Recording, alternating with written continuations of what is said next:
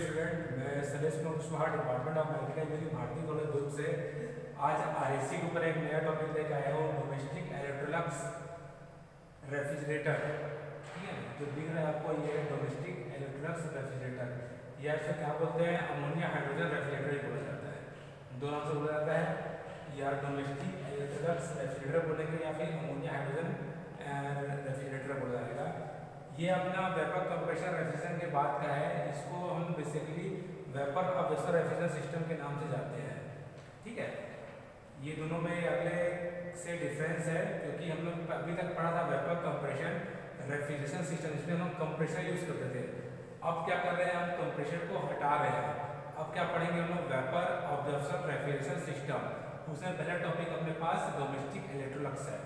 ठीक, तो देखते हैं हम ये डोमेस्टिक इलेक्ट्रोलक्स में क्या क्या पार्ट्स होते हैं। पहला पार्ट होता है जनरेटर, दूसरा अपने पास रेक्टिफायर, कंडेंसर, इवेपोरेटर, एब्जॉर्बर और हीट एक्सचेंजर। इसको हम लोग एब्जॉर्बर बोलते हैं। ये अपना एब्जॉर्बर है, ये हमारे पास हीट एक्सचेंजर है। इसको एक और नाम से जाना जाता है, इसका नाम होता है फ्री फ्लूइड एब्जॉर्प्शन सिस्टम। इसी को हम और क्या बोलते हैं, थ्री फ्लूइड एब्जॉर्प्शन सिस्टम। अब थ्री फ्लूइड क्यों बोलते हैं, थ्री फ्लूइड इसलिए बोलते हैं क्योंकि इसमें हम लोग तीन फ्लूइड यूज करते हैं। पहला एक अमोनिया यूज करते हैं, दूसरा हाइड्रोजन यूज करते हैं, तीसरा हम लोग वाटर करते हैं। तो तीन डिफरेंट यूज करते हैं। अब हम देखते हैं अमोनिया ही क्यों यूज करते हैं। तो अमोनिया एज ए रेफ्रिजरेंट हम लोग यूज करते हैं क्योंकि ये अच्छे से क्या बोलते हैं हीट को ट्रांसफर कर सकता है, इसलिए हम अमोनिया ही यूज करते हैं। हाइड्रोजन भी करते हैं क्योंकि ये लाइट है होता है as compare to other fluids के। ये लाइट होने के कारण यहाँ जो वेपोरेशन रेट रहेगा, है ना, यहाँ पर जो इवेपोरेशन रेट रहेगा वो क्या होता है, इंक्रीज हो जाता है। तीसरा इसमें यूज करते हैं हम लोग वाटर क्या करता है, अमोनिया को अच्छे से अपने में डिजॉल्व करा लेता है और अच्छे से पास करा सकता है, इसलिए हम लोग वाटर यूज करते हैं। तो ये है इन तीन फ्लूइड यूज करने का रीजन। तो इसका वर्किंग देखते हैं, वर्किंग कैसे होता है। वर्किंग होगा जैसे भी हम लोग ये सिस्टम ऑन होता है तो क्या होता है, जो इवेपोरेटर रहेगा, है ना, जो इवेपोरेटर रहेगा वो क्या करेगा, हीट को एब्जॉर्ब कर लेगा। इवेपोरेटर क्या करेगा, हीट को क्या करेगा, अपने में एब्जॉर्ब करेगा और उस हीट को लेके क्या आएगा अपने पास, अमोनिया हाइड्रोजन सॉल्यूशन किस में लेगा, एब्जॉर्बर में लेके आएगा। एब्जॉर्बर क्या करता है, वहां से हाइड्रोजन को एब्जॉर्ब कर लेता है और क्या कन्वर्ट करता है, स्ट्रॉन्ग सॉल्यूशन में कन्वर्ट कर देता है। इस स्ट्रॉन्ग सॉल्यूशन को हम हीट एक्सचेंजर में लेके आते हैं। हीट एक्सचेंजर क्या करता है, इसकी जो हीट रहेगी उसे क्या करता है, इस हीट सॉल्यूशन में चेंज कर देता है। हीट को क्या करता है, हीट को इसमें एक्सचेंज करता है। ये आगे बढ़ा के काम करता है, जनरेटर दे सकता है। जनरेटर क्या करता है, जनरेटर में जैसे हम लोग एक बर्नर लगाते हैं, बर्नर क्या करता है, जो अपने पास स्ट्रॉन्ग सॉल्यूशन रहेगा, है ना, स्ट्रॉन्ग जो लिक्विड सॉल्यूशन के फॉर्म में रहता है स्ट्रॉन्ग सॉल्यूशन, उसको क्या करता है, वेपर में कन्वर्ट करता है।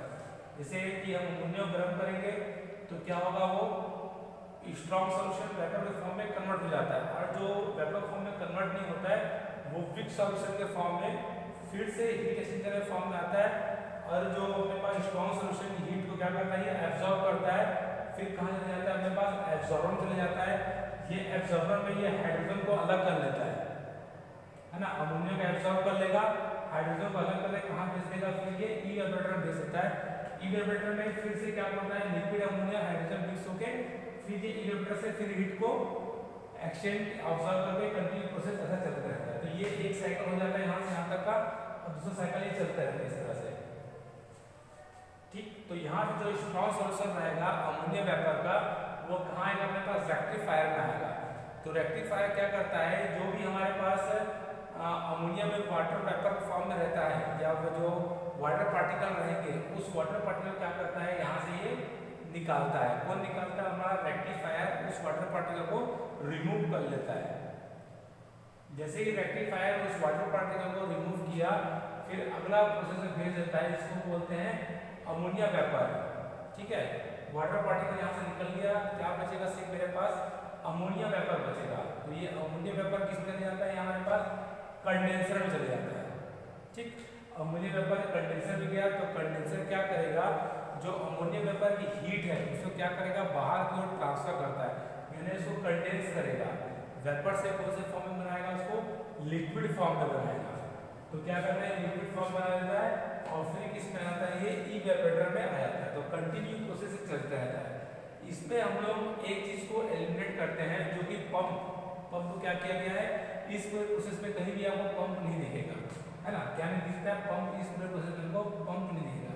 तो पंप को एलिमिनेट करते हैं तो हमारा फ्लो कैसे होगा, तो फ्लो हमारा ग्रेविटी के कारण क्या होता है, कंप्लीट इसमें फ्लो होते रहता है। ठीक है, एक इसकी खासियत यही है कि इसमें पंप को हटाते हैं हम लोग, पंप हटाने के बाद तो देखते हैं हमारा फ्लो कैसे होगा, तो फ्लो हमारा ग्रेविटी के कारण होता है। पंप हटाने का इसमें नॉइस बहुत कम होता है, इसका एक एडवांटेज है ना, एडवांटेज क्या है, इसमें नॉइस बहुत कम होता है क्योंकि इसमें पंप को हम हटा दिए हैं, एलिमिनेट कर दिए हैं। एक ही है। दूसरा इसका डिसएडवांटेज दूसरा ये है कि इसका सीओपी बहुत ही कम रहता है। सीओपी बहुत कम होने के कारण इसको हम इंडस्ट्री पर्पस के रूप में हम इसको यूज नहीं कर सकते, एक दूसरा है। और एक और इसमें आता है हमारे पास, ठीक है, जो कि होल साइकिल है ये पूरे ग्रेविटी पे ही वर्क करता है, ये भी इसका एक एडवांटेज है। तो ये कंप्लीट प्रोसेस क्या होता है, इस तरह से चलते रहता है। तो हम इसको इलेक्ट्रोलक्स रेफ्रिजरेटर बोला जाता है इसको कभी, या फिर डोमेस्टिक इलेक्ट्रोलक्स रेफ्रिजरेटर बोलते हैं। आइए इसका हम प्रैक्टिकल हम लोग देखते हैं, हमारे पास मशीन है ये। Thank you.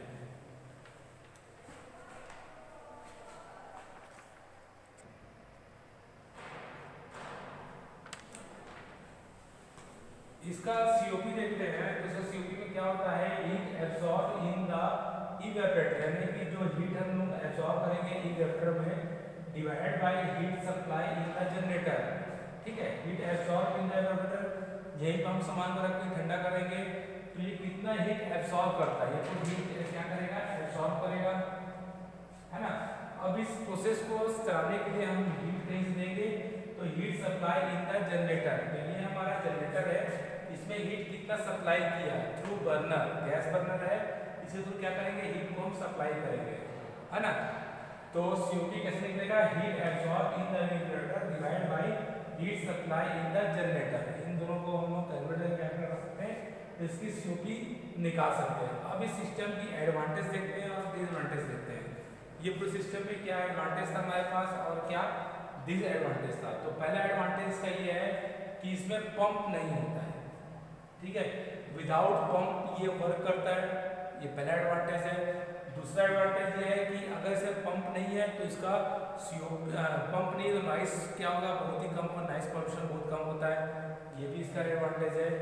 तीसरा एडवांटेज ये है कि इसमें पंप नहीं है फिर भी पूरा ये कंप्लीट फ्लो होता है। तो फ्लो किसके कारण होता है, ये ग्रेविटी मोशन के कारण इसमें कंप्लीट रेफ्रिजरेंट का फ्लो होता है ना, ग्रेविटी मोशन के कारण कंप्लीट रेफ्रिजरेंट का अपने आप में फ्लो होता है, तो इसका एडवांटेज है। डिसएडवांटेज इसका यही है कि इसका सीओपी बहुत ही लो रहती है, सीओपी क्या होगा, बहुत ही कम सीओपी होगा। कम सीओपी होने के कारण ये क्या होता है, इसको इंडस्ट्री पर्पस में हम यूज नहीं कर सकते, है ना। पंप सीओपी कम होने के कारण इंडस्ट्री पर्पस में यूज नहीं कर सकते, बट इसको domestic as a domestic purpose में इसको यूज कर सकते हैं। दूसरा डिसएडवांटेज यही है कि इसका